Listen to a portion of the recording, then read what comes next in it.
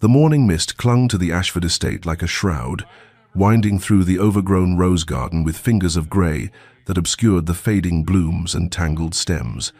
Eleanor Ashford knelt among the dying flowers, her dress already damp at the hem, her hands gentle as they pruned away the dead growth her mother would never have allowed to accumulate. 10 years. 10 years since the fever had taken Lady Catherine Ashford, and with her, any reason for the household to notice its second daughter. Eleanor worked methodically, her movements practiced and solitary, finding in this neglected garden the only place where her presence felt like something other than an intrusion. The roses had been her mother's joy, planted and tended with a devotion that Eleanor now continued alone, though no one remarked upon her efforts or admired the stubborn blooms she coaxed from reluctant stems. She could hear the household stirring behind the manor's windows, the clatter of breakfast being laid, and she knew without looking at the angle of the weak October sun that she was late, that they would already be seated, that her absence would go unnoticed until her presence became inconvenient. Rising with the stiffness of cold and kneeling, she brushed the soil from her hands and made her way through the garden gate, past the manicured hedges that someone else maintained, toward the servants' entrance she had learned to use, to avoid tracking dirt through halls where her sister Vivienne might see and offer that particular smile of disdain wrapped in pity. The breakfast room was warm and bright when she slipped into her chair at the table's far end, the smallest chair with the least favorable position, tucked nearly into the corner where the morning light did not reach. Her father, Lord Ashford, sat at the head in robust conversation with Vivienne, whose golden hair caught the sun like a crown, whose laugh rang through the room like music, whose every gesture commanded attention that came as naturally as breathing. "The Hartwell ball was a triumph, father," Vivienne was saying, her voice animated with the confidence of someone who had never doubted her own significance. "Lady Hartwell remarked upon my gown at least 3 times, and Lord Pemberton requested 2 dances, which you know is quite—" Eleanor reached for the toast, her movements small and quiet, practiced in the art of taking up no space. A servant filled her tea without meeting her eyes, a kindness Eleanor had learned to interpret as mercy rather than slight, for to be invisible to the servants meant they at least did not join in the family's determined erasure of her existence. "Eleanor, you've brought dirt to the table," her father said without looking at her, his tone carrying the weary disappointment of a man forced to acknowledge an inconvenience. She looked down at her hands, scrubbed but still bearing the faint crescents of soil beneath her nails, evidence of the morning's work in the garden no one visited. "I apologize, father. I was tending mother's roses." The words fell into silence, heavy and unwelcome. Vivienne's expression flickered with something Eleanor could no longer name. Was it pain or merely irritation at the mention of the woman whose love had once been divided between 2 daughters, instead of concentrated entirely upon one? "Those roses should be torn out," Lord Ashford said, returning his attention to his plate. "Waste of good land. Vivienne, you were saying about Lord Pemberton?" And just like that, Eleanor dissolved back into invisibility, a ghost at her own family's table, forgotten as thoroughly as if she had never spoken at all. The letter arrived 3 days later, delivered on cream paper with the Duke of Silverton's seal pressed into black wax, and with it the household transformed into something Eleanor barely recognized, a churning hive of ambition and preparation that left no corner untouched by its fevered energy. She learned of the contents not from her father, who did not think to inform her directly, but from the raised voices that carried through the manor's halls as Lord Ashford consulted with Vivienne behind the closed doors of his study,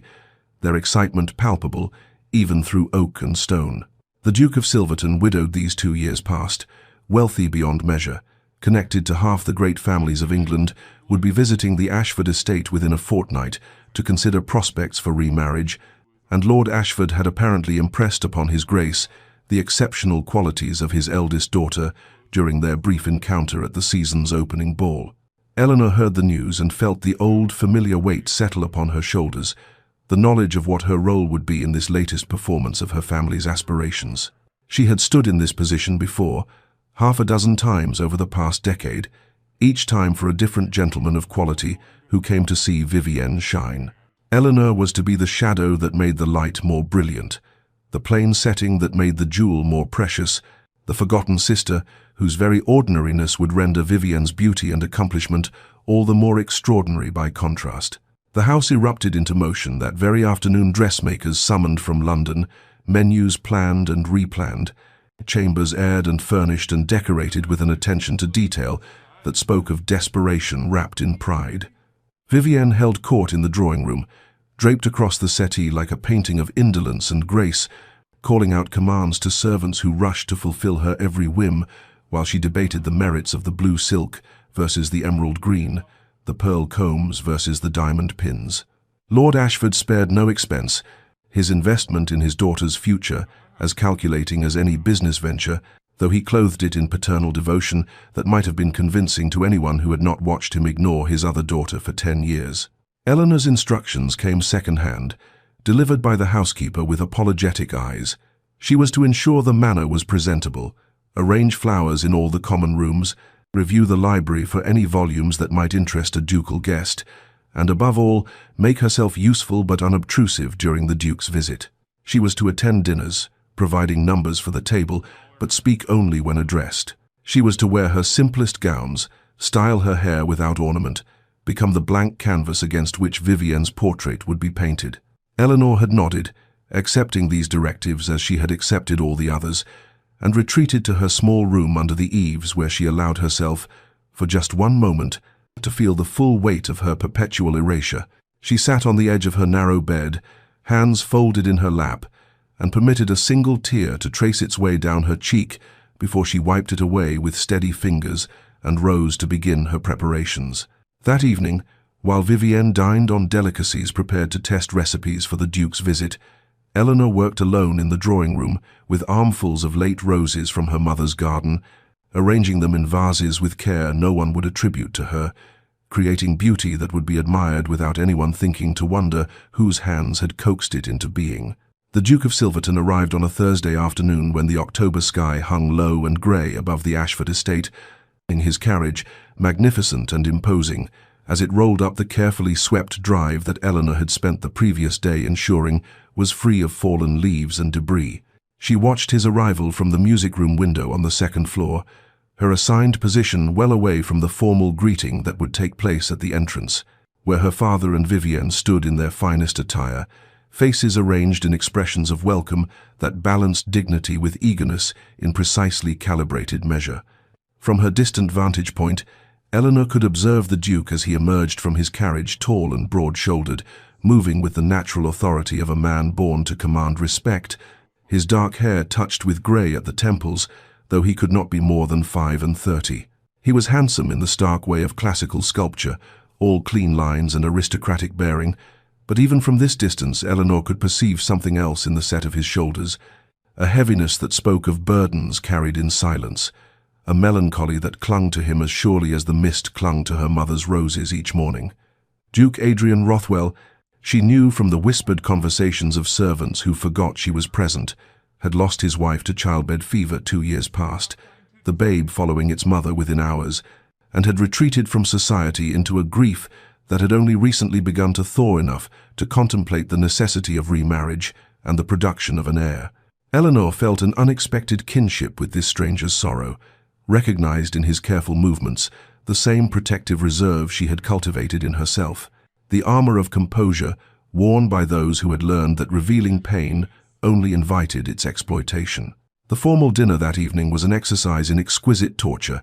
every element choreographed to showcase Vivienne's accomplishments while relegating Eleanor to her role as living shadow at the table's far end. The dining room blazed with candlelight that turned Vivienne's golden hair to spun sunlight, and left Eleanor's brown locks dull by comparison, and the conversation flowed around topics carefully selected to allow Vivienne to display her wit, her musical talents, her knowledge of literature and current affairs that came from expensive tutors rather than the solitary reading that was Eleanor's only education. Duke Adrian sat at her father's right hand, responding to Vivienne's animated discourse with polite attention that Eleanor, watching from her peripheral position, recognized as the performance of interest rather than its genuine article. She had become expert, after all, in distinguishing between true engagement and mere courtesy, having received so little of the former and so much of the latter throughout her invisible decade. She had been served and had eaten mechanically, her presence acknowledged only by the footman who filled her wineglass, when her napkin slipped from her lap and fell to the floor beside her chair. A small incident that should have been beneath notice, certainly beneath the attention of a duke. But Adrian had seen it fall, and before Eleanor could retrieve it herself or signal a servant, he had risen from his seat and crossed the length of the dining room to where she sat frozen in surprise, bending to collect the fallen linen and extending it to her with a slight bow that brought his eyes level with hers for the first time. In that moment of unexpected contact, Eleanor felt something shift in the careful architecture of her defenses, for the Duke's eyes, grey as morning mist, storm clouds, winter seas, looked at her with a quality of attention she had almost forgotten existed, a seeing that went beyond mere acknowledgement of her physical presence to recognition of something deeper, as though he perceived in her face some truth that others had trained themselves to overlook. The moment lasted perhaps 3 heartbeats, perhaps an eternity, before Eleanor remembered herself and murmured her thanks, taking the napkin with trembling fingers, while her father's voice cut across the room with forced joviality, calling the Duke back to his proper place, back to Vivienne's performance, back to the script from which this brief exchange had been an unexpected deviation. But as Adrian returned to his seat and the dinner resumed its planned course, Eleanor sat very still and felt the dangerous stirring of something she had promised herself she would never feel again, the terrible, fragile beginning of hope. Eleanor woke the morning after the dinner, with her heart still unsettled by the brief moment of recognition that had passed between herself and the Duke. From a moment, she had spent half the night convincing herself she had imagined or misinterpreted, for surely a man of his station had merely been exercising the courtesy expected of his rank, nothing more, and surely she was a fool to read meaning into a simple gesture of retrieving a fallen napkin. She dressed in her plainest morning gown, a faded grey muslin that had seen 3 seasons of wear, and made her way downstairs expecting the day to unfold, as all such days did during these matrimonial visits. Vivienne holding court in the drawing-room, their father orchestrating opportunities for the prospective suitor to admire his eldest daughter's accomplishments, Eleanor herself fading into the wallpaper or retreating to the kitchens to assist with tasks beneath the notice of family but suited to her liminal position in the household. But when she entered the breakfast room, she found her father and Vivienne already present and wearing expressions of barely concealed surprise, and her father announced without preamble that the Duke had requested a tour of the gardens and had specifically asked that Eleanor serve as his guide, as he had been given to understand she maintained them. The words struck Eleanor like stones, each one requiring examination for hidden meaning or mockery, and she stood frozen in the doorway while her father continued, saying that naturally the Duke was simply being polite, making conversation before the serious business of courtship began, and Eleanor should oblige him for an hour or so before making herself scarce so that Vivienne might join them for the remainder of the morning. Vivienne's expression flickered with something Eleanor could not quite name, not concern, certainly, for Vivienne had never concerned herself with Eleanor's activities, but perhaps a faint puzzlement that the Duke should request the company of the forgotten sister when the radiant one sat readily available. Eleanor nodded her acceptance, her voice apparently having retreated along with her courage, and 20 minutes later found herself walking beside Duke Adrian Rothwell along the gravel paths of her mother's garden, the morning mist still clinging to the roses like a benediction, the air cool and smelling of earth, and the green promise of growing things. They walked in silence for several moments, Eleanor acutely conscious of his presence beside her, the way his height required her to look up to see his face, the careful distance he maintained that spoke of respect rather than indifference, and finally he spoke, asking her how long she had tended these gardens, and something in the genuine curiosity of his tone loosened the tight grip of anxiety in her chest. She found herself answering honestly, telling him that her mother had planted the roses 20 years ago, that Eleanor had worked beside her as a child, learning the names of each variety and the particular needs of their cultivation, and that after her mother's death she had taken on the garden's care as a kind of sacred trust, the one inheritance that had been hers alone. As she spoke, the words came easier, her usual careful guardedness falling away as she showed him her mother's favorite blooms, the deep crimson roses that symbolized enduring love, and the white ones her mother had called peace, the pale pink variety named for dawn and new beginnings, and she realized with a start that she was speaking with passion, with the animation she usually suppressed, and that Duke Adrian was listening with an attention that went beyond mere politeness. He asked questions that demonstrated he was truly hearing her, about the soil composition and the challenges of maintaining old roses, about whether she had added varieties of her own and what had guided her choices. And when she paused, suddenly self-conscious, he smiled at her with such warmth that she felt something dangerous bloom in her chest, the treacherous hope that perhaps, impossibly, she had not imagined that moment of connection after all, that perhaps this stranger with sorrow in his eyes saw something in her that her own family had long since ceased to seek. As October deepened into gold and crimson, the trees surrounding the Ashford estate transforming into flames of color that would have seemed garish had they not been so heartbreakingly beautiful, Duke Adrian Rothwell became a recurring presence in Eleanor's carefully ordered existence, arriving 2 and sometimes 3 times each week, with a regularity that began to unsettle the household's assumptions about the purpose of his visits. He came ostensibly to call upon the family, to continue his evaluation of Vivienne as a prospective bride, but each visit inevitably found him seeking Eleanor's company, requesting her guidance through the gardens, even as the flowers began their retreat toward winter dormancy, asking her opinion on books he had brought from his own library,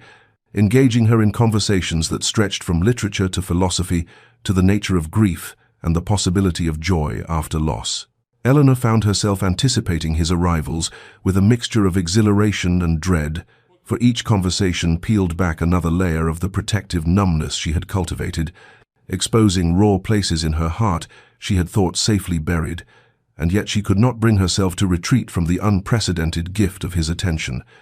the intoxicating experience of being truly heard by another soul. They spoke of poetry. He admired Wordsworth while she defended Byron's passionate darkness, and of the social obligations that constrained them both. Adrian confessing that he had spent the 2 years since his wife's death performing the role of the grieving duke, while inside feeling more relief than sorrow, for his marriage had been arranged by their families,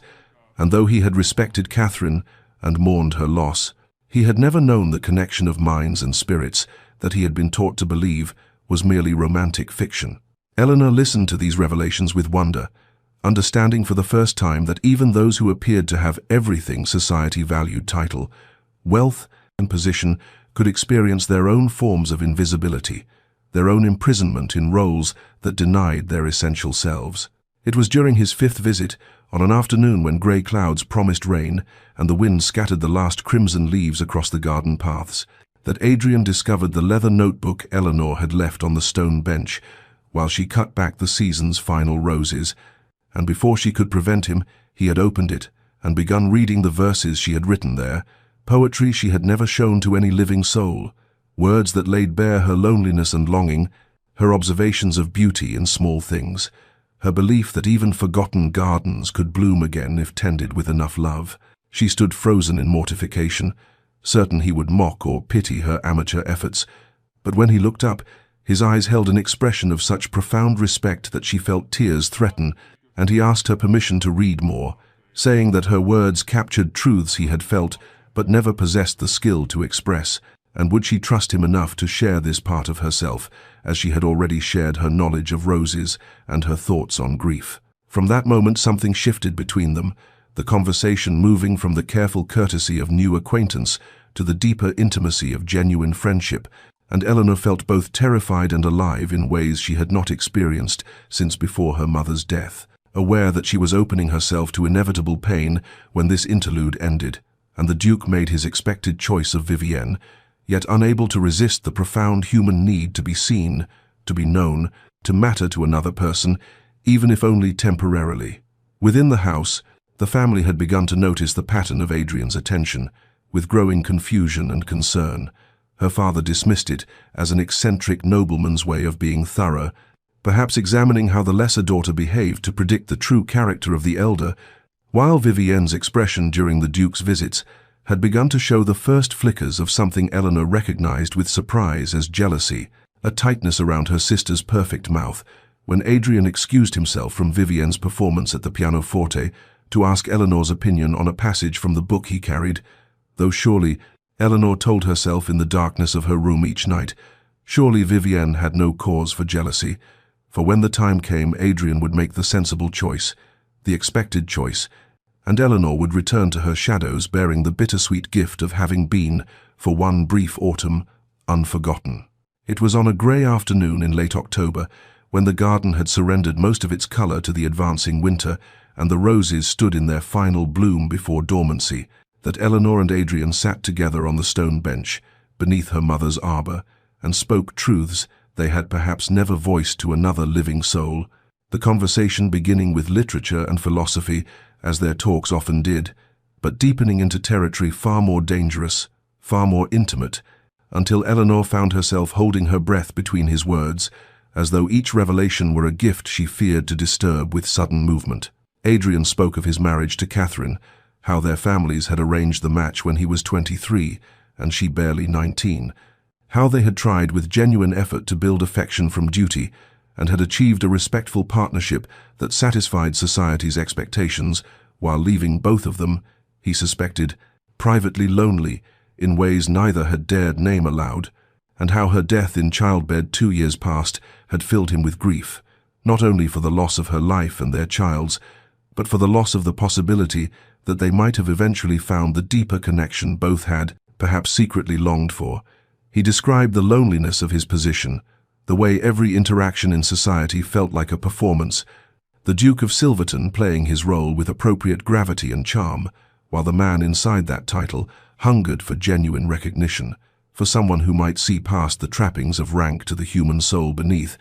and Eleanor listened with her heart beating so hard she feared he must hear it, and understanding for the first time that the isolation she had known in her family's house existed in different forms, even in the grandest estates, even behind the most envied titles. When he finished speaking, he looked at her with such vulnerable honesty that she found her own walls crumbling, and she heard herself telling him what she had never told anyone about the decade since her mother's death, when she had become increasingly invisible to her family,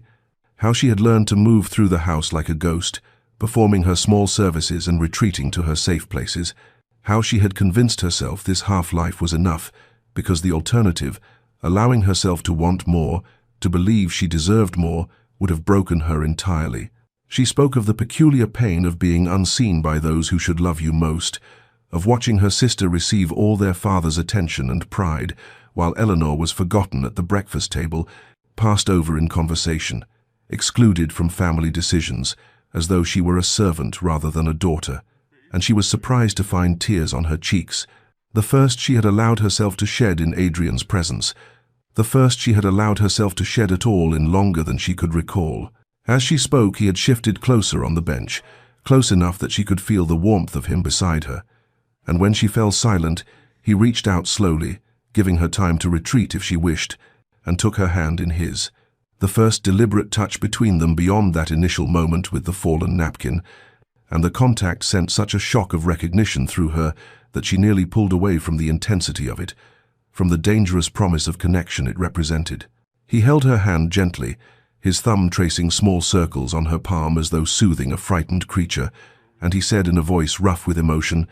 "You see the world in colors others miss, Eleanor. You find beauty in what others overlook, and perhaps that is because you yourself have been overlooked. But I want you to know that I see you. I have seen you from that first evening, and every conversation we have shared has only made you more vivid to me, more essential, more impossible to imagine my life without." And Eleanor felt hope and terror war within her chest, hope that this impossible thing might be real, terror that she was misunderstanding, that this would end, that allowing herself to believe in it would destroy her more thoroughly than a decade of invisibility ever had, and yet she could not bring herself to pull her hand from his, could not bring herself to retreat from this moment that felt like standing at the edge of a precipice, terrified and exhilarated, alive in ways she had forgotten were possible. Eleanor should have known that hope was a luxury the forgotten could not afford. For the very evening after that transformative conversation in the garden, her father summoned her to his study with a coldness in his voice that transported her instantly back to childhood, to all the times she had displeased him simply by existing in ways that did not serve his purposes, and she stood before his desk like a prisoner awaiting sentence, while he informed her in clipped, furious tones that she was embarrassing the family, that her inappropriate monopolization of the Duke's attention was jeopardizing Vivienne's prospects, that she had allowed herself delusions far above her station, and he would not permit her selfish behavior to ruin her sister's chance at the match they had all been working toward. He commanded her to cease spending time with the Duke entirely, to keep to her room during his visits, to remember her place as the lesser daughter, whose role was to support her sister's advancement, not to pathetically grasp at attentions clearly meant as mere politeness from a man too well-bred to show his boredom with her company, and each word landed like a stone on the fragile hope Eleanor had allowed to take root in her chest, crushing it beneath the weight of old certainties, old wounds she had been foolish to imagine could heal. When she returned to her room, her hands trembling and her vision blurred with tears, she refused to let fall until she was safely behind her closed door. She found Vivienne waiting for her, and her sister's beautiful face wore an expression of such calculated cruelty that Eleanor felt the floor tilt beneath her feet as Vivienne spoke with honeyed venom, asking whether Eleanor had truly been foolish enough to believe that someone like the Duke of Silverton, a man who could have any woman in England, would genuinely want someone like her, plain and poor and pathetic. Did she really imagine that his polite attentions meant anything beyond a sophisticated man's way of passing time in the country? And perhaps Eleanor had been alone so long she had forgotten how to read social situations, mistaking courtesy for genuine interest. But Vivienne was telling her this for her own good, to spare her the greater humiliation that would come when Adrian inevitably made his true choice, and Eleanor's ridiculous hopes were exposed for the desperate fantasies they had always been. The words found every vulnerable place in Eleanor's heart, every doubt she had harbored beneath her growing hope, every piece of her that still believed she deserved the invisibility she had endured, and she felt herself retreating into the numbness that had protected her for 10 years, felt the walls rebuilding around her heart, brick by brick, felt herself becoming again the ghost who moved through the house unseen and untouched by either love or pain. For surely this was what she had been meant for all along, and the past weeks had been nothing but a beautiful delusion, a brief dream before waking to the unchangeable reality of her place in the world. When Adrian arrived for his next visit 2 days later, Eleanor kept to her room as commanded, sitting by her window with a book she could not read,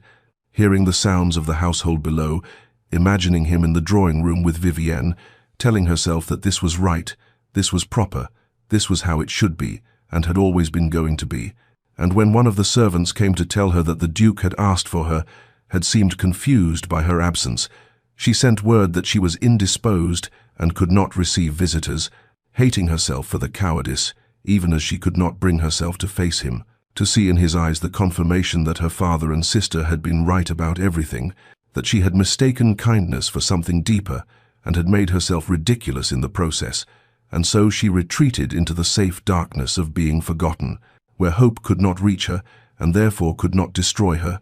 unaware that in the rooms below, Adrian was receiving her message with growing alarm, with questions her family deflected with smooth lies,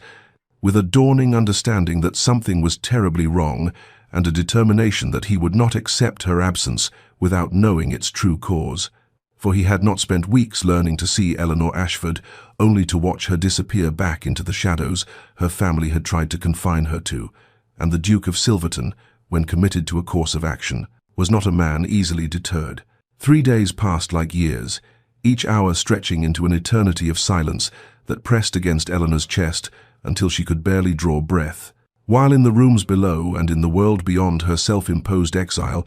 Adrian Rothwell found himself confronting a situation that transformed his concern into something harder and more dangerous, a cold fury at injustice that reminded him he was not merely a man in love, but a duke with power. He had been too gentle to wield until circumstance demanded it. On the second day of Eleanor's absence, he had asked her father directly why Miss Eleanor no longer joined them, his tone carefully polite, but edged with an insistence that made Lord Ashford shift uncomfortably before offering the rehearsed explanation that Eleanor was indisposed, a feminine complaint that would pass in time, nothing that need concern his grace, and perhaps they might discuss the arrangements for the upcoming county assembly, where Vivienne would be delighted to dance the first set with him if he would do her the honor. Adrian had accepted this deflection with surface courtesy, while filing away the smoothness of the lie. The way Lord Ashford's eyes slid away from his, the performance of paternal concern that rang hollow against what Adrian had learned of this family's dynamics over the past weeks, and he had smiled and made appropriate noises about the assembly, while his mind worked through the situation with the strategic precision that had made him successful in both business and politics,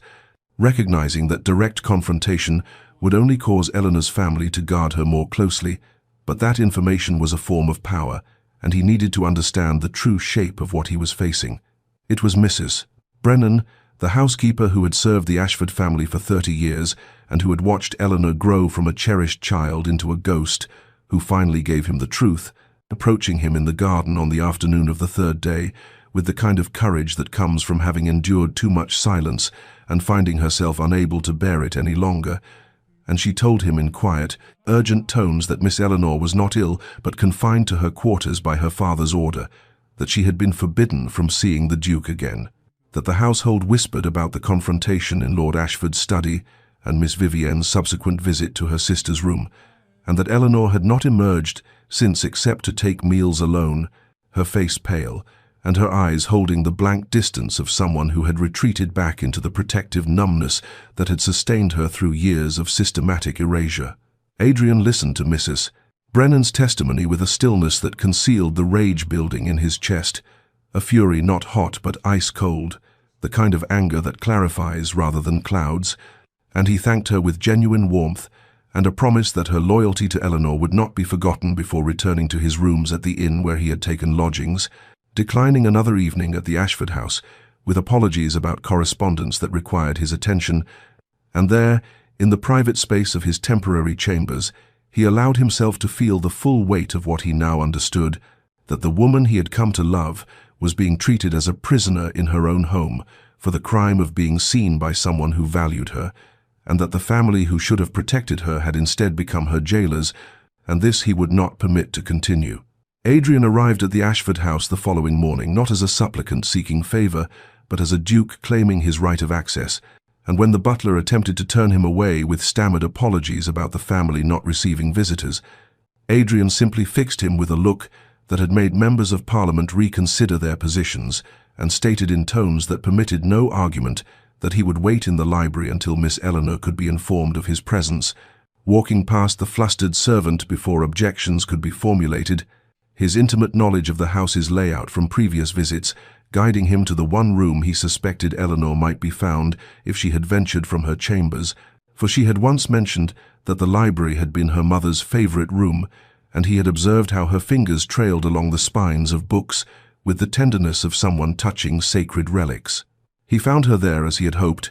seated in the window alcove with autumn light falling across her face and a volume of poetry open in her lap, though her eyes were fixed on the gardens beyond the glass, with an expression of such profound emptiness that it struck him like a physical blow. And when she sensed his presence and turned, the flash of joy that illuminated her features before being ruthlessly suppressed told him everything he needed to know about what these 3 days of separation had cost her, how she had been waging war against her own hope, and he felt his careful control slip as he crossed the room toward her with urgent purpose. Eleanor rose from her seat with a wariness that broke his heart, holding up one hand as if to maintain distance between them, and her voice, when she spoke, carried the hollow quality of someone reciting a lesson learned through pain, telling him that he should not be here, that her father had forbidden it, and that she apologized for any misunderstanding her behavior might have caused, but she recognized now that she had misinterpreted his kindness, and she would not presume further on his time or patience, and with each word, Adrian felt his fury at her family intensify, even as he ached for the wounds they had reopened in her, the decade of conditioning that made her retreat into invisibility the moment someone tried to erase her again. He moved closer despite her protests, stopping only when he stood directly before her,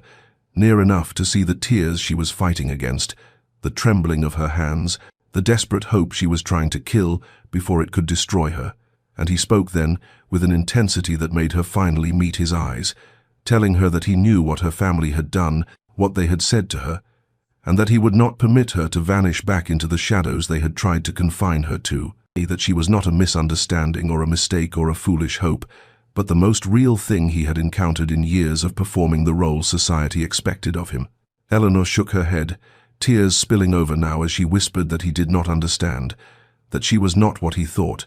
that she was the forgotten one for reason, and that 10 years of being unseen had taught her the truth of her own negligible worth, and her voice cracked on the words, as if speaking them aloud was costing her everything she had left. Adrian reached for her then, his hands framing her face with a gentleness that contrasted with the passion in his voice as he said, "For 10 years you have survived being unseen, Eleanor, but I see you, I have, from the first moment our eyes met across that dinner table. I have seen you in every conversation we have shared, in every word of poetry you trusted me with, in the way you tend your mother's roses, as if love itself could bloom from careful attention, and what I see is not someone forgotten but someone unforgettable, not someone of negligible worth but someone of such profound value that your family's blindness to it speaks only to their poverty of vision, not to any lack in you." And before she could protest again, before the walls could rebuild completely, he kissed her with all the certainty he felt, with weeks of accumulated longing and newfound understanding and determination that she would not be erased, and after a moment of shocked stillness, Eleanor's defenses crumbled, and she kissed him back, with a hunger that spoke of 10 years of being untouched, unseen, unloved, her hands clutching his coat as if he were the only solid thing in a world that had taught her to expect dissolution. And when they finally drew apart, both were trembling, both irrevocably changed, both aware that this moment had transformed what was possible, and that there would be no returning to the careful distance that had come before. For hope, once truly kindled, cannot be easily extinguished, and Eleanor felt it flooding through her despite her fear, despite everything,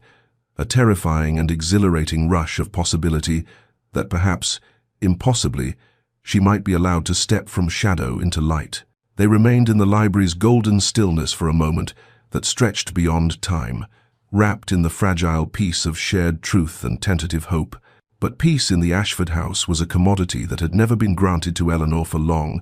and fate, or perhaps simply her father's suspicious nature, intervened with the sound of footsteps in the corridor and the door opening without the courtesy of a knock. Lord Ashford entering with the presumption of ownership to find his forgotten daughter in the arms of the Duke he had intended for Vivienne, and the rage that suffused his features transformed him into something terrible and previously concealed, a fury that had perhaps always existed beneath his studied indifference, but had never before been directed at someone he considered too insignificant to warrant such intense emotion. What followed happened with the terrible momentum of an avalanche, Lord Ashford's bellow bringing servants running and family emerging from various rooms, Vivienne appearing in the doorway with calculated timing that suggested she had been waiting for precisely this confrontation, and within moments Eleanor found herself at the center of a scene she had spent 10 years avoiding, visibility of the most scorching and humiliating kind, as her father's accusations filled the library with a venom that made even the servants flinch, calling her a manipulator who had schemed to entrap a duke, a social climber who had used her position in the household to ingratiate herself through deception, an embarrassment to the family name who had always been more trouble than she was worth. And did she imagine that someone of Silverton's standing could truly want someone as unremarkable and forgettable as herself? Did she think her pathetic attempts at poetry and her dirt-stained hands from grubbing in gardens made her suitable to be a duchess? And how dare she? How dare she presume to reach above her station when she had been given shelter and sustenance, despite her profound uselessness to the family's prospects? Eleanor stood frozen in the face of this onslaught, decades of conditioning making her want to shrink and disappear and apologize for the space she occupied. But she felt Adrian's presence beside her like an anchor, and when her father paused for breath, Vivienne stepped forward with tears streaming down her beautiful face in a performance of wounded betrayal, declaring in tones of theatrical anguish that she had trusted Eleanor and had thought, despite everything, that they were sisters.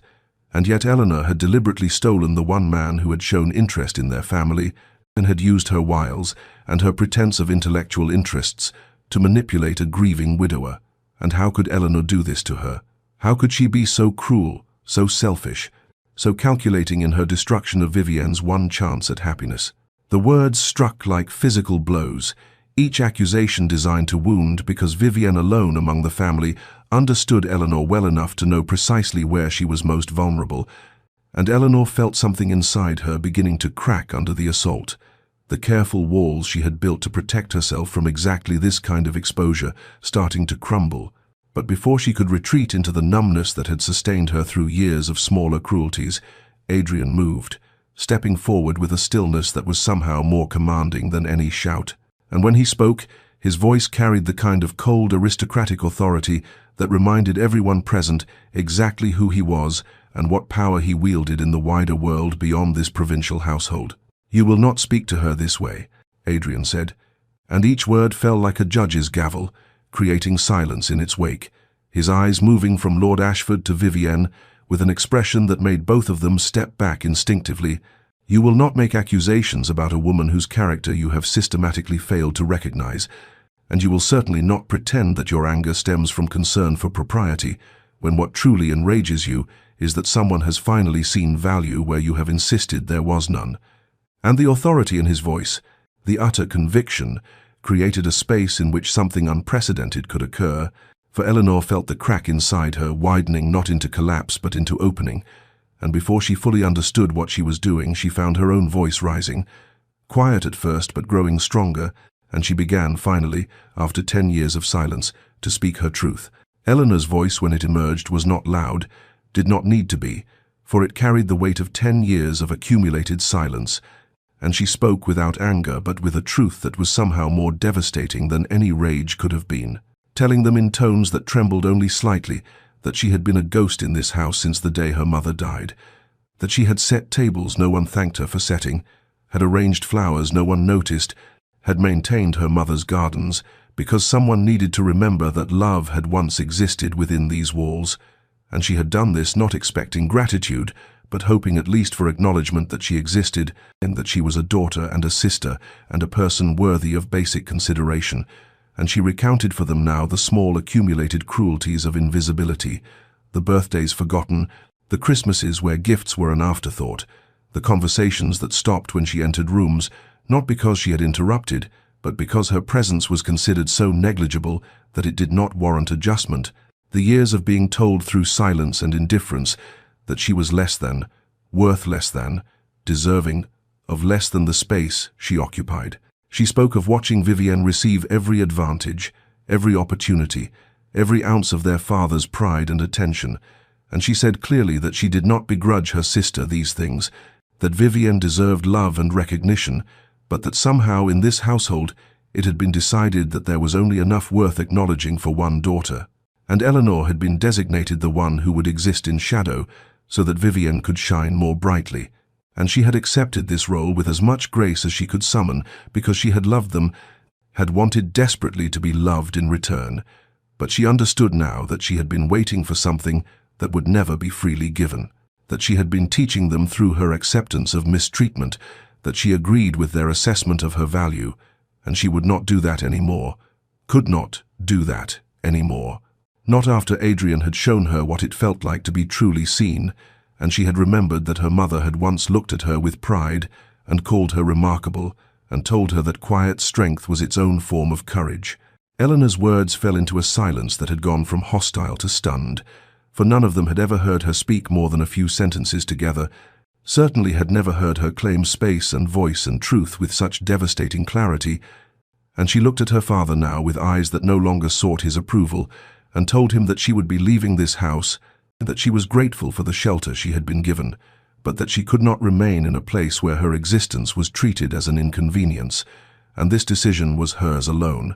made not because of Adrian's attention, but because she had finally recognized that she deserved more than the crumbs of consideration she had been surviving on, and whether Adrian wished to continue their acquaintance or not, she would not return to being invisible, would not teach another generation that some people were born to be forgotten, while others were born to be celebrated, and she said to her father with a finality that allowed no argument, "I have been a ghost in this house since Mother died, existing in the spaces between your attention to more important matters, but I will not be a ghost anymore. I choose to be real, to be seen, to be acknowledged as having worth, and if this family cannot give me that, then I will find it elsewhere, for I have learned that it is better to be alone and visible to oneself than to be surrounded by people who look through you as if you are made of glass." The transformation in the room was palpable, servants weeping openly now at this quiet rebellion, Lord Ashford's face cycling through rage and shock, and something that might have been recognition of his own culpability. Vivienne frozen in her performance of wounded betrayal, as if uncertain how to proceed when her usual tools had proven ineffective. And Adrian watching Eleanor with an expression of profound admiration and love that made her feel for the first time that perhaps her voice, so long suppressed, had been worth the waiting, worth the fear of speaking, for in claiming her own worth, she had discovered a power she had not known. She possessed the power of a woman who finally, after years of erasure, refuses to be erased any longer. Into the charged silence that followed Eleanor's declaration, Adrian stepped forward with the deliberate grace of a man who had made his decision long before this moment and was now simply claiming what had always been inevitable, and he addressed not Eleanor first but her family, his voice carrying that same aristocratic authority, but now tempered with something warmer, a conviction that transcended social obligation and entered the realm of absolute certainty, and he said to Lord Ashford with perfect formality, "I came to this house at your invitation to consider a marriage alliance, and I have indeed found a woman I wish to make my Duchess, though not the daughter you anticipated offering," and he let those words settle before continuing, his gaze moving to encompass Vivienne, whose performance had faltered into genuine uncertainty. "Miss Vivienne is indeed accomplished and beautiful, everything society values in a potential bride, but I am not looking for accomplishment or beauty alone. I seek partnership, intellectual companionship, a meeting of souls that transcends the superficial arrangements that pass for marriage among our class." And then he turned to Eleanor with an expression that made her breath catch in her throat, for she saw in his eyes not pity or charity, but recognition and respect, and something that looked terrifyingly like love, and he addressed her as he might address an equal in a negotiation of profound importance, saying, "Miss Eleanor, I came to this house looking for a wife, and I found something far rarer. I found my equal, someone who sees the world with poet's eyes and a philosopher's mind, who has survived a decade of erasure with grace and dignity that would break lesser souls, and who tends gardens and writes verses, and carries within her a depth of feeling that most people spend lifetimes never discovering." And he stepped closer to her, close enough that she could see the gold flecks in his grey eyes, and he said with a formality that somehow made the words more rather than less intimate, "I am asking you, Eleanor Ashford, if you would consent to become my wife, to be the Duchess of Silverton, not because I am rescuing you from your circumstances, but because I cannot imagine facing the future without your particular wisdom and warmth beside me, because conversations with you have taught me that I had been merely existing rather than living, because when I look at you, I see not the forgotten daughter, but the unforgettable woman, and I would be honored beyond measure if you would allow me to spend the rest of my life ensuring that you are seen and heard and valued as you deserve." Eleanor felt the world narrow to this moment, this impossible offering, and fear rose in her throat like bile, because surely this could not be real. Surely he did not understand what he was proposing, and she heard herself saying with a tremor she could not control, "You would tie yourself to the forgotten daughter? Your reputation, your standing in society, they will say you were bewitched or have lost your reason, that you chose the inferior sister out of some perverse rebellion against propriety." And she searched his face for doubt or hesitation, or the first signs of reconsideration, but Adrian only smiled with a tenderness that made her eyes sting with unshed tears, and he reached for her hand with a questioning gesture that gave her every opportunity to refuse, and when she did not pull away, he took her fingers in his and said with absolute conviction, "You are unforgettable, Eleanor. You have been from the start, from the moment you looked at me across your father's dining table with sadness and intelligence in your eyes, from our first conversation in the garden when you spoke of roses as if they were old friends, and from every subsequent meeting when I discovered new layers of wit and compassion and quiet courage in you, and I am not rescuing you any more than you are rescuing me, for we are simply two people who have recognized in each other the possibility of genuine partnership, of being truly known and truly valued, and I am placing this choice entirely in your hands, because that is what partnership means. I will not sweep you away on some tide of aristocratic presumption, but I will stand beside you if you choose to walk forward into a different future, and whatever you decide I will support, and for your agency and your voice matter more than my desires." The proposal hung in the air between them, weighty with possibility and terror, and the faint, fragile hope that perhaps, after 10 years of invisibility, Eleanor Ashford might finally step into the light and allow herself to be fully, gloriously, unforgettably seen. Eleanor stood in the center of the drawing room with Adrian's proposal hanging in the air like something fragile and impossibly precious, and she felt the weight of 10 years pressing against this single moment of choice, 10 years of conditioning that whispered she was not worthy of such love, that she should decline gracefully and spare him the embarrassment of having chosen incorrectly, that women like her, forgotten daughters, invisible sisters, ghosts in their own homes, did not get to step into fairy tales and claim happy endings. And yet even as these familiar voices of doubt rose within her, she felt something else stirring, a memory surfacing from the years before her mother's death, when she had been small and loved and seen. And she remembered with sudden crystalline clarity an afternoon in the rose garden when her mother had knelt beside her and tucked a strand of hair behind her ear and said, "Eleanor, my darling, you have a quiet courage that will serve you all your life. You see deeply, you feel deeply, and when the moment comes for you to choose your own path, do not let fear make you small, for you were born to bloom just as surely as these roses, and the right soil and the right light will come when you are ready to grow toward them." And Eleanor understood now that her mother had somehow known, had seen the future unfolding, and had planted seeds of worth in her daughter's heart that 10 years of neglect had not quite managed to kill. And she looked at Adrian, seeing not rescuer or escape, but partnership and recognition, and the terrifying, beautiful possibility of being fully known. And she thought of the rose garden outside these windows, how her mother's bushes had seemed dead each winter, but came back each spring more glorious than before, because their roots ran deep and true. And she understood that she too had roots, that invisibility had not erased her, but had perhaps prepared her for this moment, by teaching her to value substance over appearance, depth over shallow brilliance, authentic connection over performative charm. She drew a breath that felt like the first real breath she had taken in a decade, and she looked first at her father, whose face showed confusion and anger at having his authority challenged, then at Vivienne, whose perfect facade had cracked to reveal genuine uncertainty beneath,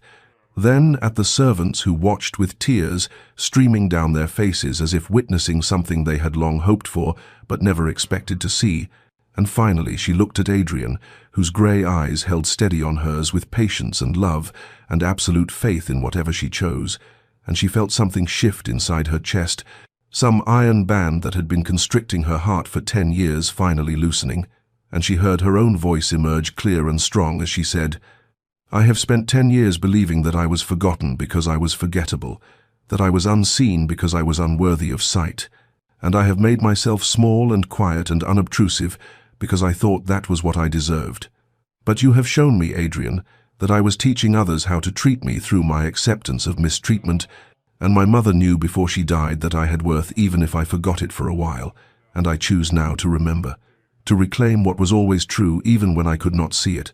I choose myself, my voice, my value, my right to exist fully and be acknowledged fully, and in choosing myself, I find that I can also choose you, can choose this partnership you offer, not because I need rescuing, but because I recognize in you someone who sees truly and loves deeply and offers not a cage however gilded, but a garden in which we might both grow toward light." And she stepped forward, closing the distance between them, and placed her hand in his, and said with a smile that felt like sunrise after endless night,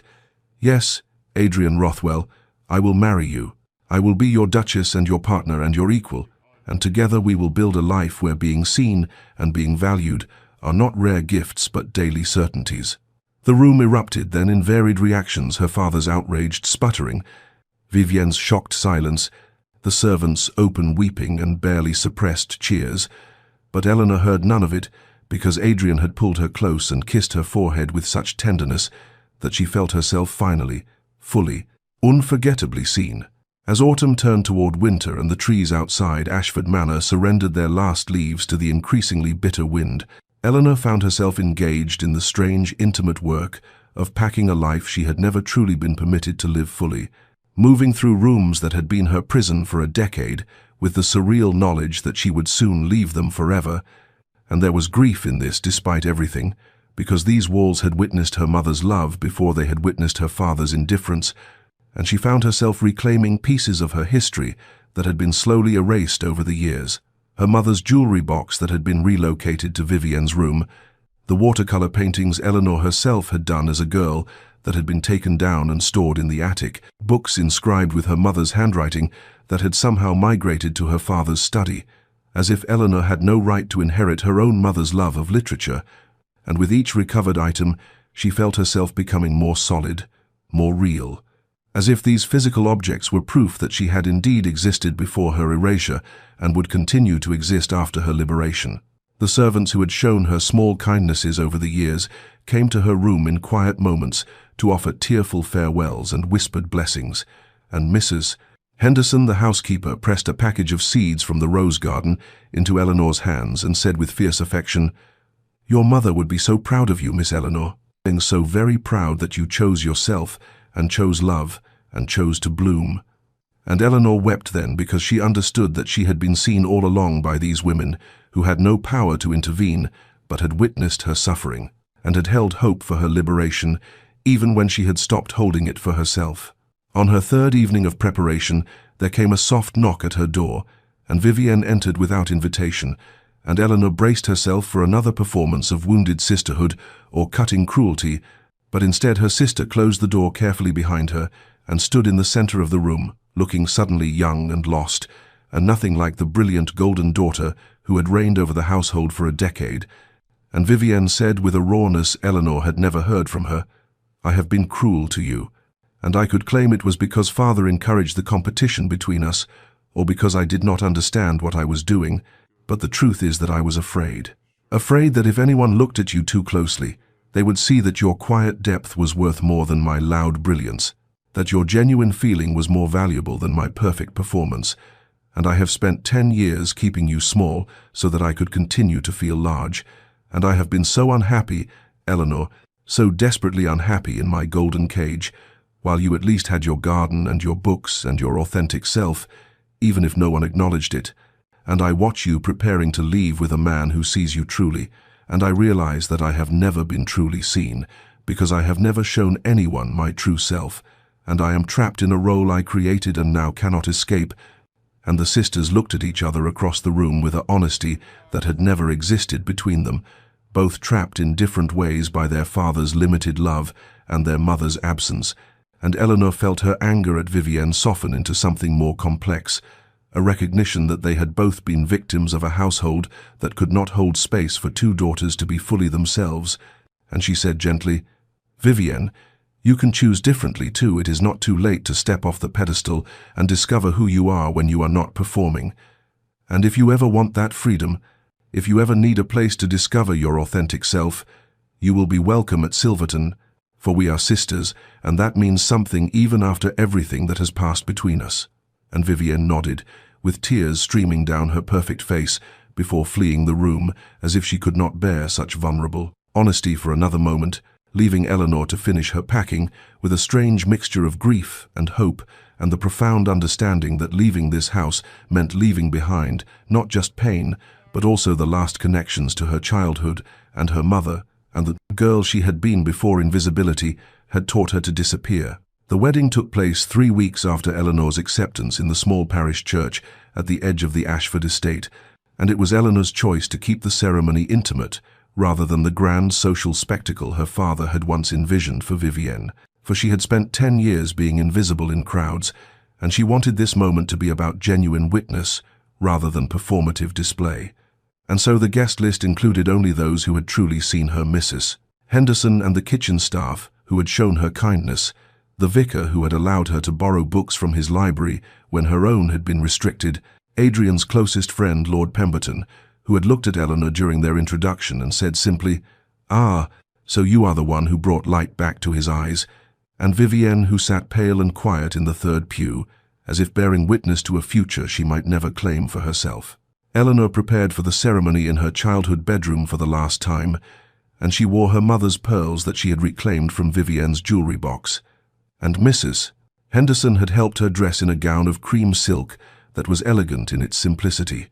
no elaborate embellishments or desperate attempts to transform her into something she was not, and she carried a bouquet of roses from her mother's garden, late autumn blooms that had survived the first frost through sheer stubborn determination to flower. And when she looked at herself in the mirror, she saw not the invisible, forgotten daughter, but a woman who had chosen herself and had been chosen in return, and her hands trembled only slightly as she descended the stairs. The church was filled with winter morning light that streamed through simple windows and illuminated the worn wooden pews, and there was no orchestra or elaborate decoration, but instead a single violin playing a melody that Adrian had told her was his late mother's favorite. And when Eleanor entered on no one's arm because she had politely refused her father's offer, knowing that he had not earned the right to give away what he had never properly valued, she walked alone down the aisle toward her future, and she saw Adrian turn to watch her approach, and the expression on his face held such open wonder and joy and recognition that she felt tears threaten, though she blinked them back because she wanted to see this moment clearly. They wanted to remember every detail of being witnessed and celebrated and chosen. They had written their own vows in the days leading up to the ceremony, sitting together in the library at Ashford Manor while the household bustled around them. And when the vicar asked Adrian to speak his promises, he took Eleanor's hands in his and said with quiet intensity, "Eleanor, I vow to see you truly every day of our lives together, to witness not just your joys but your sorrows, not just your strengths but your vulnerabilities, to create space where you need never make yourself small or quiet or invisible, and to build with you a partnership of equals, where your voice matters as much as mine, and your dreams are as worthy of pursuit as any I might hold." And Eleanor felt the words settle into her heart, like seeds being planted in fertile soil. And when it was her turn to speak, she looked into his grey eyes and said with a steadiness that surprised her, "Adrian, I vow to bring my whole self to this marriage, my depth and my complexity, in my poetry and my passion for growing things, my grief for what was lost and my hope for what we will build.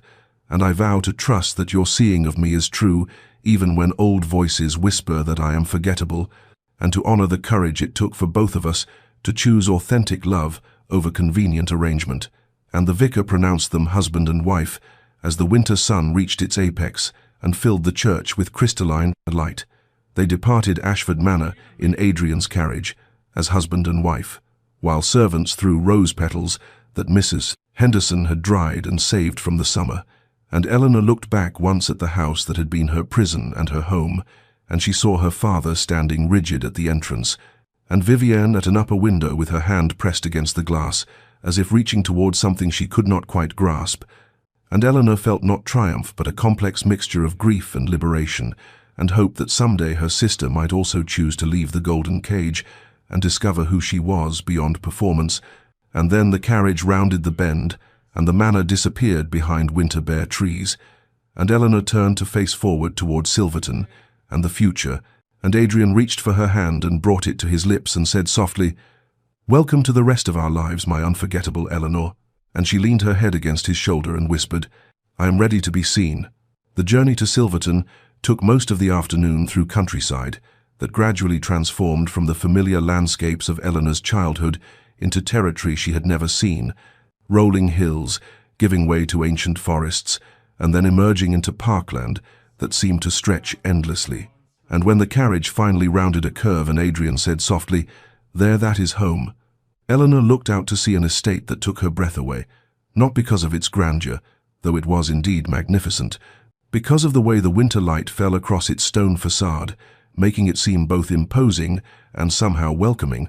and she felt a flutter of nervousness in her chest, because this vast, beautiful place was now meant to be hers in a way that Ashford Manor had never been, even when she had lived there all her life. Adrian handed her down from the carriage himself rather than waiting for a footman, and as her feet touched the gravel drive, he kept hold of her hand and said with an intensity that made her throat tighten, "Eleanor, I want you to understand something from this first moment. This is not my house that you are entering as a guest, or even as a wife who must adapt herself to existing structures. This is our home, and I want you to feel free to change anything, arrange anything, claim any space as your own, for you are not filling a role here, but creating a life, and the difference matters more than I can express." And she nodded, because she could not yet speak past the emotion of being given permission to take up space after a decade of being told to make herself smaller. The staff had assembled in the entrance hall to meet their new Duchess, and Eleanor felt the familiar instinct to fade into the background, to make herself unremarkable and easily overlooked. But Adrian kept his hand at the small of her back, as if anchoring her in her new reality, and the housekeeper, Mrs. Blackwood, came forward with a warm smile and said, "Welcome home, Your Grace. We are so very pleased to have you at Silverton." And Eleanor heard the genuine warmth in those words and felt disoriented by it, for she had grown so accustomed to being either ignored or merely tolerated that sincere welcome felt like a language she had forgotten how to speak. Adrian took her through the main rooms of the house, and she tried to absorb the beauty of the spaces, the library, with floor-to-ceiling windows overlooking the gardens, the morning room painted in soft yellow that captured even winter's pale light, the gallery hung with portraits of Rothwell ancestors who seemed to watch her passage with expressions ranging from stern disapproval to enigmatic amusement. And in each room Adrian asked her opinion, asked what she thought of the arrangement, asked if she would like to change anything, and Eleanor realized with a shock that rippled through her entire body that he genuinely wanted her thoughts, that this was not performative courtesy, but real invitation to shape their shared life. When they reached the Duchess's chambers on the second floor, Adrian paused with his hand on the door and said with careful gentleness, "I had the staff prepare these rooms, but I told them to keep the decoration minimal, for these were my mother's rooms, and then briefly Catherine's, and I do not want you to feel that you are inhabiting someone else's space or living among another woman's choices." And when he opened the door, Eleanor saw a suite of beautiful rooms that had clearly been cleaned and aired but held almost no personal touches. The walls a neutral cream, the furniture elegant but impersonal, and Adrian continued,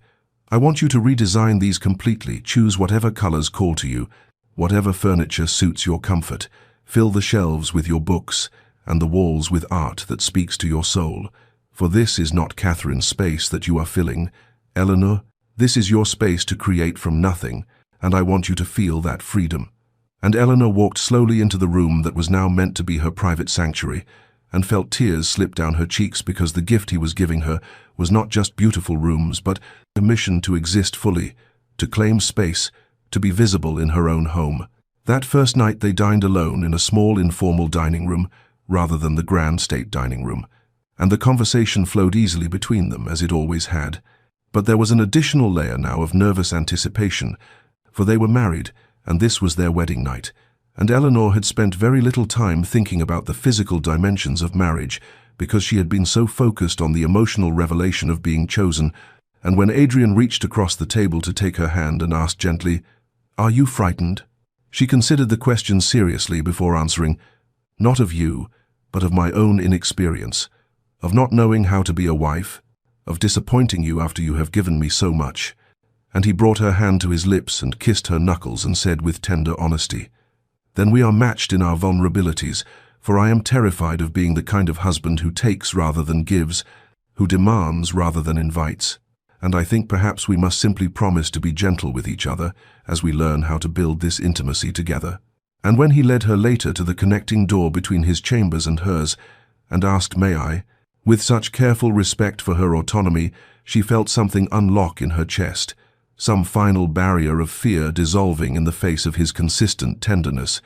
and she said yes, not as submission but as choice, and they came together in the darkness with a vulnerability and care that felt like another kind of vow, another promise of mutual seeing. And afterward, as Eleanor lay in Adrian's arms in the large bed that was now theirs, she thought that this was what it meant to be truly witnessed, not just seen in daylight and public spaces, but known in darkness and private moments, not just valued for her pleasant qualities, but accepted in her wholeness.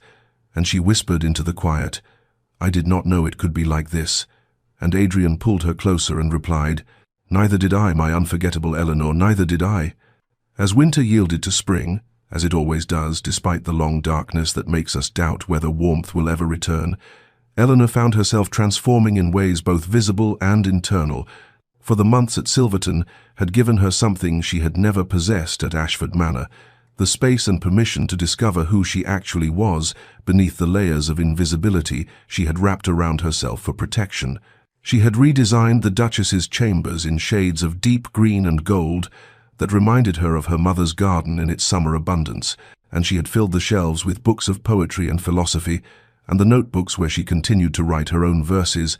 and when she woke each morning in rooms that reflected her own taste and sensibility rather than someone else's legacy, she felt a small thrill of recognition that this space, this life, truly belonged to her. The estate management became another unexpected avenue of self-discovery, for Adrian insisted on including her in decisions about tenants and land use and household accounts, and Eleanor found that she had a natural aptitude for understanding the complex web of relationships and responsibilities that sustained Silverton and Mrs. Blackwood remarked one afternoon with genuine respect that the Duchess had a gift for seeing what people needed before they had to ask for it, and Eleanor realized with a start that being seen herself had made her better at seeing others. That visibility was not a finite resource, but something that expanded the more it was practiced. She created new gardens that spring, working alongside the head gardener to design spaces that would bloom in succession from early spring through late autumn. And she brought cuttings from her mother's roses at Ashford and planted them in a sheltered corner where they would be protected from harsh winds. And as she knelt in the soil with her hands deep in the earth, she felt connected to something larger than herself, to the cycles of growth and dormancy and renewal that had nothing to do with being seen or forgotten, and everything to do with the quiet, persistent force of life itself. Adrian had discovered one of her poetry notebooks in the library where she had left it while cataloguing books, and rather than returning it with polite disinterest, he had read the poems carefully and then come to find her with an expression of such wonder and pride that Eleanor had felt embarrassed and exposed, and he had said with quiet intensity, "Eleanor, these are extraordinary. Have you ever considered publishing them?" And she had laughed at the impossibility of such a notion, but he had persisted, and eventually she had agreed to let him share a selection with his friend Lord Pemberton, who had connections in London's literary circles, and when word came back that a respected journal wanted to publish 3 of her poems under the anonymous signature E.A., Eleanor had felt a validation that went beyond even Adrian's love, for this was the world beyond Silverton, telling her that her inner life, her way of seeing, had value that extended beyond her personal relationships. The social challenges came as she had expected, for London society was intensely curious about the Duke of Silverton's unexpected choice of bride, and at their first major social appearance at Lady Pemberton's spring ball, Eleanor had felt the weight of hundreds of eyes assessing her ordinariness and finding her inexplicably inadequate for her position, and she had heard the whispers, "That is the Duchess? But she is so plain, and I heard she was practically a servant in her own family's house. How on earth did she capture Silverton?" And the old instinct to make herself smaller, to fade into the background, had risen up powerfully, but Adrian had kept his hand at her waist and whispered, "Let them look, let them wonder, for they will never understand that what I found in you is worth more than all their approval combined." And Eleanor had lifted her chin and met the curious stares with quiet dignity, not performing or pretending to be someone she was not, but simply existing fully in her own skin. And she had seen something shift in some of the faces, a grudging respect for a woman who refused to apologize for her existence. She had written to Vivienne 3 times since the wedding, careful letters that extended connection without demanding response. For she understood that her sister's golden cage was in some ways more difficult to escape than Eleanor's invisibility had been. And when the 3rd letter finally received a reply, Eleanor had opened it with trembling hands to find a brief note that said only, "I am glad you are happy. I think perhaps I have never known what happiness feels like beneath performance. Your sister, Vivienne." And Eleanor had cried for the glimpse of truth beneath her sister's perfect facade, and had written back immediately with an invitation to visit Silverton whenever Vivienne wished for respite from the relentless social performance their father demanded. The months at Silverton taught Eleanor that transformation was not a single dramatic moment, but an accumulation of small daily choices to claim space, to speak truth, to trust that her presence mattered, and there were still days when the old voices whispered that she was unremarkable and forgettable, but now she had Adrian's steady presence and her own growing self-knowledge to counter those whispers, and she was learning slowly to see herself through her own eyes rather than through the distorted mirror of her family's neglect. And as spring deepened into the lush abundance of early summer, Eleanor stood at her chamber window, looking out over gardens she had helped create, and felt something she had never experienced before, the simple, uncomplicated peace of belonging to her own life. The invitation had arrived at Ashford Manor in late spring with the Duke of Silverton's formal seal, a request for the Ashford family to receive the Duke and Duchess for a brief visit, and Eleanor had watched Adrian compose the letter with careful diplomatic language that made clear this was a social courtesy extended by their position rather than any personal eagerness on her part, for she had told him honestly that returning to that house filled her with complicated emotions she could not entirely untangle. But Adrian had taken her hand and said gently, "You need not go if the prospect causes you pain. But sometimes closure requires us to return to places we have left so that we can see how far we have traveled." And Eleanor had recognized the wisdom in his words, even as her stomach tightened with apprehension at the thought of walking through those familiar rooms as a different person entirely. When their carriage rolled up the drive on a bright June morning, Eleanor felt as though she were watching the scene from a great distance, observing the woman she had been rather than inhabiting her, and for everything looked simultaneously exactly the same and utterly transformed by her own transformation. And when her father emerged to greet them, his smile was strained and his bow slightly too deep, the discomfort of a man forced by social convention to welcome a daughter he had dismissed, now that she carried a title that outranked his own. And Eleanor felt a peculiar mixture of vindication and sadness, for she had not wanted revenge but simply recognition, and even now he could not see her but only her position. The formal reception in the drawing room was an exercise in careful politeness, her father deferential to Adrian, while addressing Eleanor with the sort of distant courtesy one might show to any visiting duchess, and Vivienne sat perfectly composed in a gown of pale blue that set off her beauty, but seemed somehow dimmer than Eleanor remembered, as though the luster had faded, or perhaps Eleanor's eyes had simply learned to see different kinds of beauty. And when Adrian guided the conversation with diplomatic skill, Eleanor watched her family perform their roles and felt profoundly grateful that she no longer had to perform her own erasure to maintain their comfort. The turning point came when Vivienne requested a private word with Eleanor in the conservatory, and Eleanor followed her sister into the glass-enclosed space filled with her mother's plants that someone had continued to tend in the years since Eleanor's departure. And Vivienne turned to face her with an expression that held none of her usual perfect composure, but instead something raw and honest, and she said quietly, "I owe you an apology, Eleanor, for I have spent these months watching you from a distance through social gossip and reports, and I have seen you become everything I pretended to be: admired, valued, genuinely happy, and I have had to confront the truth that my golden cage is still a cage, that being seen only for beauty and accomplishment is its own kind of invisibility, for no one sees the person beneath the performance." And Eleanor felt her heart crack open with compassion for the sister who had seemed to have everything, and she reached for Vivienne's hands and said with complete sincerity, "We both deserve to be seen wholly, Vivienne, and I am sorry that Father's limited vision trapped us both in roles that diminished us.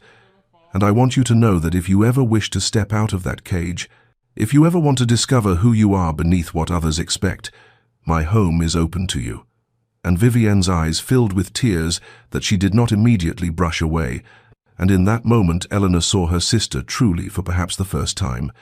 and recognized that they had both been casualties of the same narrow definition of value. Before they departed, Eleanor asked Adrian if she might visit her mother's grave alone, and he understood without explanation and waited at the carriage, while Eleanor walked through the churchyard to the stone marker she had not seen since her wedding day, and she knelt in the grass and spoke aloud, as if her mother could hear, telling her about Silverton and the gardens and the poetry and the love she had found. And she said, "You told me once that roses bloom in their own time, that forcing growth only damages what is trying to become, and I understand now that my decade of invisibility was not wasted time but preparation, the dormancy before blooming, and I hope wherever you are, you can see that your daughter has finally come into her own season." And she placed a cutting from the Silverton roses on the grave as a symbol of continuity and transformation, and when she rose and walked back to where Adrian waited, she felt a sense of completion, not because she had been vindicated before her family, but because she had returned to her beginning transformed, and that transformation was proof enough of her journey's worth. 3 years had passed since Eleanor had left Ashford Manor as the Duke of Silverton's bride. 3 years that had transformed not only her life, but her very understanding of what a life could contain, and on a golden afternoon, in late summer, She stood at the edge of the gardens she had created at Silverton and felt the profound contentment of a woman who had finally grown into the fullness of her own existence. For these gardens were nothing like her mother's careful English roses, but rather a wild profusion of color and texture that reflected Eleanor's own discovery, that beauty need not be constrained by others' expectations, but could bloom in whatever form brought joy to the gardener. The estate had become truly hers in ways that went beyond legal ownership, for she had left her mark on every aspect of its operation. From the modernized tenant cottages to the library she had expanded, to include a reading room where estate workers' children could borrow books, and the staff no longer treated her with the careful deference reserved for an uncertain newcomer, but rather with the genuine affection earned by a mistress who knew their names and their families and their dreams. And Mrs. Blackwood had told her just last week with tears in her eyes that Silverton had not felt so much like a home since Adrian's mother had lived. And Eleanor had embraced the older woman with gratitude for the comparison that honored both duchesses without suggesting one was merely replacing the other. Her poetry had been published under her own name now, a slender volume titled The Invisible Hours that had received surprisingly warm reception in London's literary circles, and though some society matrons had sniffed that a duchess ought not to expose her inner life so publicly, Eleanor had found that she cared far less about such judgments than she once would have imagined possible, for she had learned that living authentically meant accepting that some people would never understand or approve, and their incomprehension said more about the limits of their vision than about the value of her truth. But the greatest transformation, the one that brought Eleanor to tears in quiet moments when she paused to recognize the magnitude of change, was the small figure currently kneeling in the garden beds, with dirt-smudged cheeks and wild dark curls escaping from her braids. For Charlotte Rose Rothwell, at 3 years old, was everything Eleanor had never been allowed to be: exuberant, confident, secure in the knowledge that her parents delighted in her existence. And Eleanor watched her daughter dig enthusiastically in the soil, searching for worms, and felt a fierce determination that this child would never know what it meant to make herself small or to doubt her worthiness of love and attention. Adrian emerged from the house, carrying Charlotte's forgotten sun hat, and crossed the lawn with the easy grace that still made Eleanor's heart quicken even after years of marriage, and he paused beside her to watch their daughter's industrious excavation before saying quietly, "She has your passion for growing things, though perhaps not yet your patience with the actual plants." And Eleanor laughed and leaned into his shoulder as Charlotte triumphantly held up a wriggling earthworm for their inspection, and Adrian called out, "Well done, little gardener. Shall we find him a new home?"